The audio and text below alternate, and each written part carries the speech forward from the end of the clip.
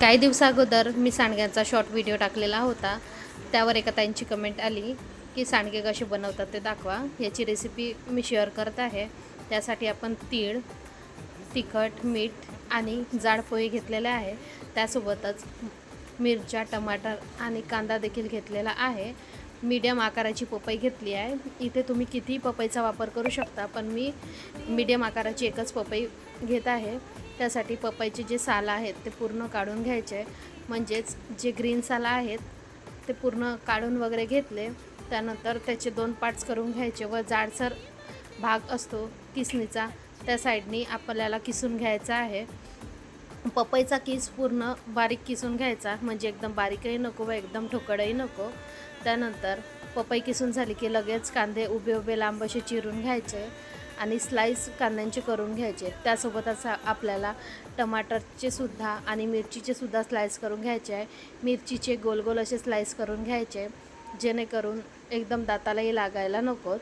त्यानंतर आपल्याला टमाटरचे सुद्धा स्लाईस करून घ्यायचे आहे. टमाटर हे जाडसरच कापून घ्यायचे, म्हणजे एकदम बारीक करायचे नाही, जेणेकरून त्याचं पाणी कमी सुटायला हवं. त्यामुळे आपल्याला जाडसरच टमाटर असे स्लाईस करून घ्यायचे, म्हणजे जाड जाड तुकडे करायचे आहेत. इथं टमाटर, कांदा आणि मिरची हे तीनही आपण कापून घेतलेलं आहे. त्यानंतर जे किसलेली पपई होती त्यामध्ये आपल्याला हे सर्व इन्ग्रेडियंट जे कापून घेतलेलं आहे ते त्यामध्ये घालून घ्यायचं आहे.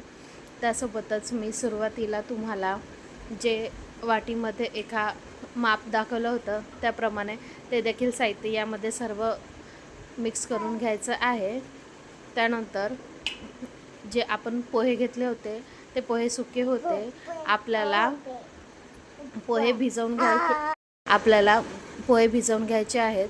पोहे छोटे वाटीमध्ये होते, पण मी त्यात थोडे आणखी ॲड केलेले आहेत.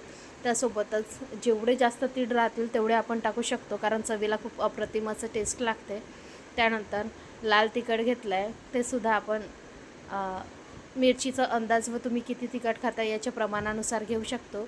त्यासोबतच चवीनुसार मीठसुद्धा टाकून घ्यायचं आहे. यात तुम्ही कोथिंबीर देखील टाकून घेऊ शकता. माझ्याकडे नव्हते त्यामुळे मी काही यात कोथिंबीर टाकलेली नाही आहे.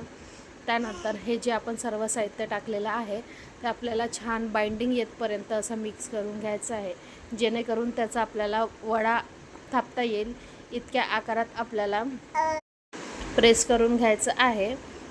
आपलं मिश्रण असं तयार झालेलं आहे.